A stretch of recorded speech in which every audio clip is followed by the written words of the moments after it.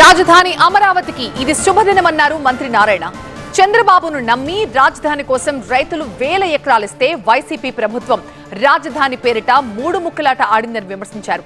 గత ప్రభుత్వం అమరావతిని అడవిగా మార్చేసిందన్నారు నారాయణ.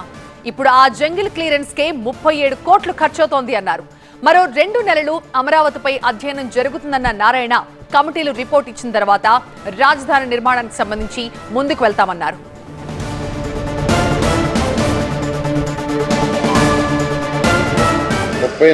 ఎకరాలని మా ముఖ్యమంత్రి నారా చంద్రబాబు నాయుడు గారి మీద నమ్మకంతో ఇది ఒక మంచి రాజధాని అవుతుందని ఆ రోజు ఇవ్వటం జరిగింది.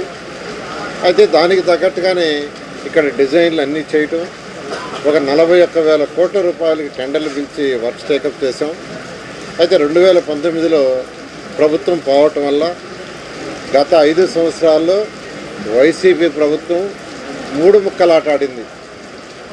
విశాఖపట్నం అని, ఇక్కడ అమరావతి అని, కర్నూలు అని రకరకాలుగా ఆడి రైతుల్ని అనేకమైన ఇబ్బందులకు గురి చేసింది. అయినప్పటికీ రైతులు మనోస్థైర్యంతో ఉన్నారు. నిజంగా వాళ్ళందరినీ నేను అభినందిస్తున్నాను.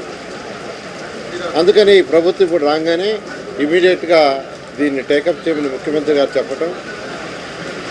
అయితే దానికి అంతకుముందు వేసిన రోడ్లు కొన్ని తవ్వేశారు, కొన్ని డోర్లు విండోస్ ఎత్తుకొని వెళ్ళిపోయారు. ఇప్పుడు అమరావతి గవర్నమెంట్ వచ్చి కొద్ది రోజులు 2 నెలలు కూడా పూర్తి కాల, మొత్తం స్టడీ జరుగుతుంది. మరొక 2 నెలలు స్టడీ జరుగుతుంది. ఎందుకంటే గ్రీన్ది అయితే ఇప్పటికప్పుడు టెండర్లు పిచ్చేయచ్చు. ఒకసారి కొంత వర్క్ చేసి కొన్ని 90%, 80%, 40% వర్క్ రకరకాలుగా ఉన్నాయి కాబట్టి వీటికి కమిటీలు వేసాం. ఆ కమిటీలు కూడా 1 మంత్ టైం ఇచ్చాం, అంటే స్టడీ చేసి రిపోర్ట్ ఇవ్వమని. ఈ రిపోర్ట్లు వచ్చిన తర్వాత దాని మీద ముందు వాడుతాం.